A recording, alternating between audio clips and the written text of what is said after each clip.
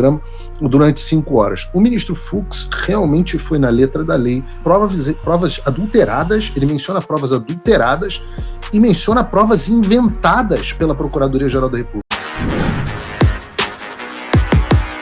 Olavo Edu Carvalho, melhor canal de corte do YouTube.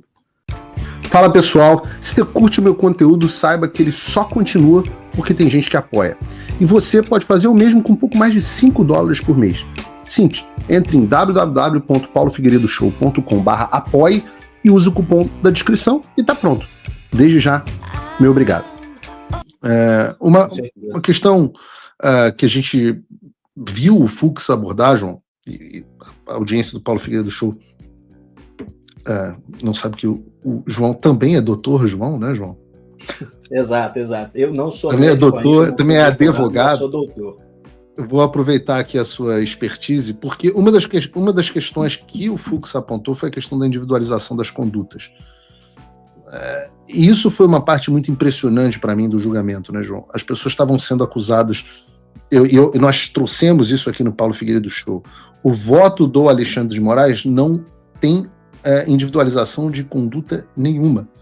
Ele pega o apanhado, amarra um monte de coisa no barbante e faz uma condenação, digamos assim, pelo conjunto da obra. O ministro Fux, na forma que ele constrói o voto dele, né, ele diz que você não pode utilizar um contexto multitudinário em responsabilidade solidária penal, que nessa linguagem aí que essas pessoas, esse idioma interessante que essas pessoas falam, basicamente significa que você não pode amarrar tudo num barbante e julgar e culpar alguém pelo conjunto da obra, que foi o caso do presidente Bolsonaro. A minha pergunta para você reparou essa diferença? O ministro Fux fazendo, e fica à vontade para entrar comentando, o ministro Fux fazendo, o voto dele foi tão longo justamente porque ele foi réu a réu, imputação criminal por imputação criminal, e destruiu fato a fato dessa farsa que foi criada. Não, com certeza.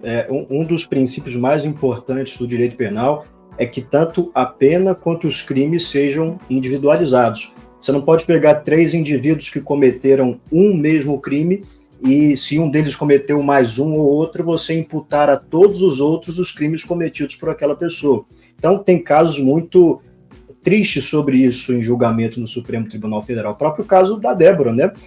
Uma das agravantes, no caso da Débora, é o emprego de arma de fogo. Só que não foi encontrada nenhuma arma de fogo com a Débora. Então, meu Deus do céu, como é que ela pode ser condenada por uma conduta que ela não teve? Mesmo caso, pasmem, no caso do Bolsonaro, né, eu vi que pouca gente prestou atenção a isso, mas também existia esse agravante do emprego de arma de fogo, que foi tratado pelo ministro Luiz Fux ontem, no julgamento do Jair Bolsonaro. Só que, se você pega o caso... porque ele faz assim, ó. Autos, não tem arma de fogo. Não, mas ele faz assim direto. Esse negócio de fazer essa pose da arminha, é isso. É verdade, né? A arma de fogo é aqui, né? O problema é que você virar arma de fogo, assim. Vira o L, né? Aí não pode. O L é que o sujeito é tão burro que ele dá um tiro na própria boca. Exato, mas não foi encontrado nenhuma arma de fogo com o presidente Bolsonaro, então como pode ser o caso de se aplicar uma agravante ao presidente se não houve arma? E isso no direito penal é uma proibição que se chama proibição de analogia in mala partem, né? O direito penal, de maneira geral, toda a interpretação, ela se dá em favor do réu, nunca em desfavor do réu, justamente porque todo o processo penal no sistema inquisitório é pensado para ser um sistema de garantia de direitos. Você só chega à condenação quando você está além de qualquer dúvida de que aquele indivíduo cometeu um crime, de forma que você não pode fazer analogias prejudiciais ao réu se você não tiver uma prova muito contundente e muito concreta de que essas condutas de fato aconteceram. E processos penais criminais foram anulados por muito menos. Então, eu concordo com o voto do ministro Fux, não somente de absolver os réus, se não me engano, ele só não absolveu o coronel Mauro Cid, mas de absolvição dos demais réus, e também sobre a questão da competência, resta pouquíssima dúvida. Agora, um ponto aqui, honestamente, isso não está no nosso script, mas aqui um bate-papo para a gente fazer, foi que muita gente criticou o ministro Fux porque ele, nessa questão da incompetência de foro, que a gente explicou aqui no início do programa, que eu acho que eu entendi bem, né, João? A incompetência de foro significa que aquele tribunal não era o tribunal correto para julgar o presidente Bolsonaro. Eu não entendi nada do que a doutora falou, mas acho que é mais ou menos isso, né? Aquele tribunal não era o tribunal... É uma questão muito técnica, né, do direito, e por isso, no linguajar mais jurídico, é difícil mesmo de quem não tem uma formação nesse sentido entender, só que, basicamente, o que quer dizer existe um princípio que é o princípio do juiz natural, que foi o princípio invocado pelo ministro Fux no dia de ontem. E você tem dois tipos de competência, né? Competência absoluta e relativa. A absoluta é tão séria que ela tem que ser arguida de ofício, inclusive pelo próprio juiz. Então, não é uma coisa que pode ser derrogada, não é uma coisa que pode ser tratada no processo, o processo chegar ao fim, condenação, trânsito julgado e nada acontece. Não, a incompetência absoluta do foro e do juízo faz com que, de fato, o processo seja anulado desde, no caso dos réus do golpe da Disney, desde o recebimento da denúncia. Então, o que quer dizer o ministro Fux é que o Supremo Tribunal Federal tinha um entendimento. E a gente viu aqui que as analogias no direito penal não podem ser aplicadas em desfavor do réu. Quando os supostos crimes que eles apontam, que o pseudo-juiz Alexandre de Moraes e o Paulo Gonet apontam na denúncia, ocorreram, o entendimento do Supremo Tribunal Federal é de que eles não poderiam ser julgados no Supremo.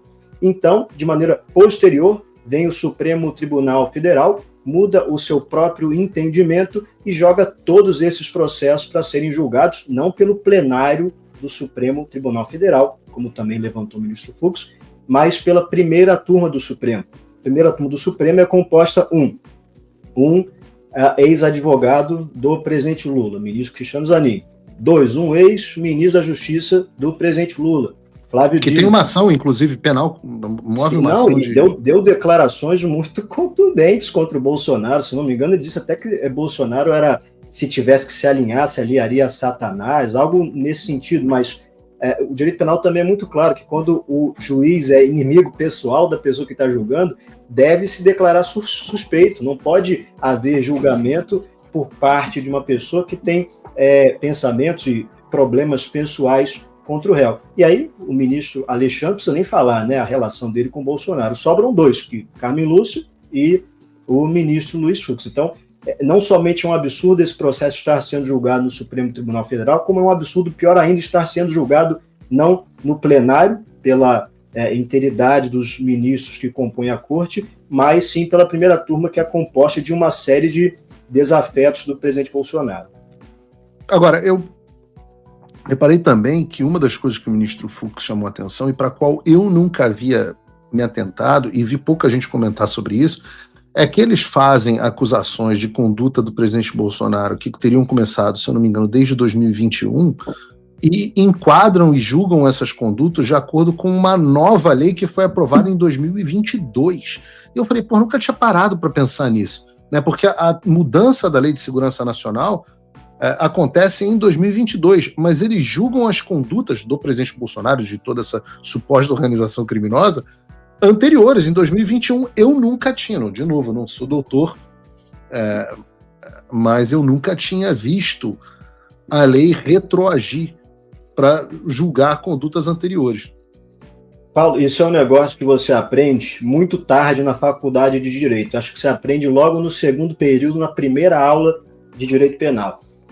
O princípio corolário do direito penal, não só brasileiro, mas ocidental, de forma geral, é igual nos Estados Unidos, na França, no Reino Unido, é o princípio da legalidade. O princípio da legalidade no direito penal diz que não há crime sem prévia previsão legal, ou seja, tem de haver uma lei definindo a conduta, tipificando, e não há pena sem prévia cominação legal, ou seja, não basta que exista a lei, há de existir, ao tempo do cometimento do ato delituoso, uma pena aplicada àquela conduta.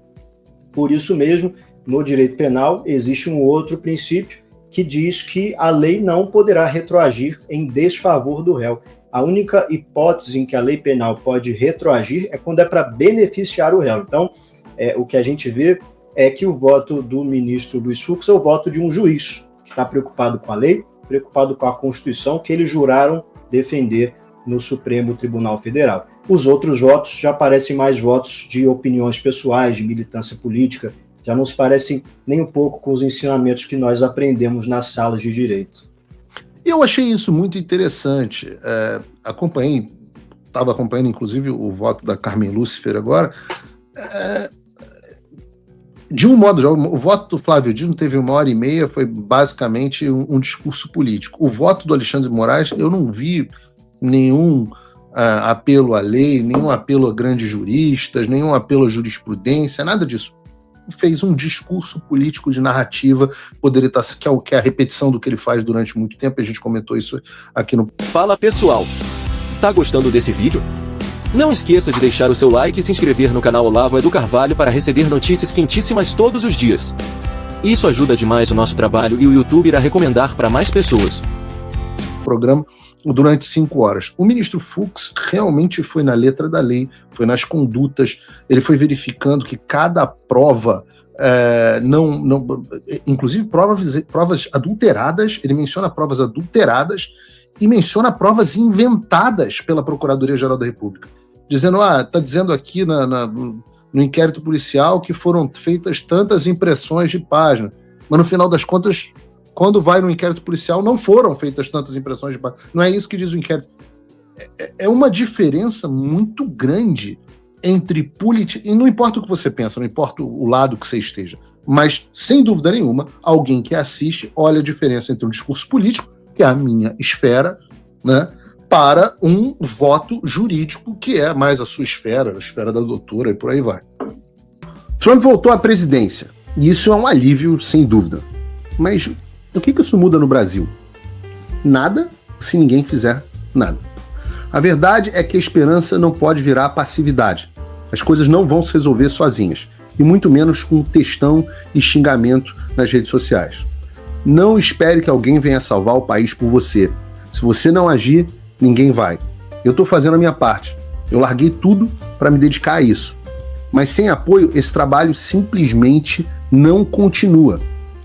Quer saber como pode ajudar sem sair da sua rotina, sem sair da sua vida? Simples. Apoie quem está na linha de frente. Acesse www.paulofigueiredoshow.com/apoie e com apenas $5 por mês você mantém esse trabalho vivo.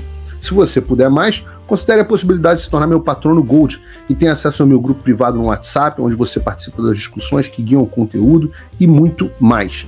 A diferença entre quem só assiste e quem faz parte da mudança é a atitude. Obrigada por assistir o vídeo até o final. Se você já chegou até aqui, confere se já está inscrito no canal e se já deixou aquele like generoso. Estamos quase chegando a 1 milhão de inscritos e a sua ajuda é muito importante para levar o canal Olavo do Carvalho mais longe.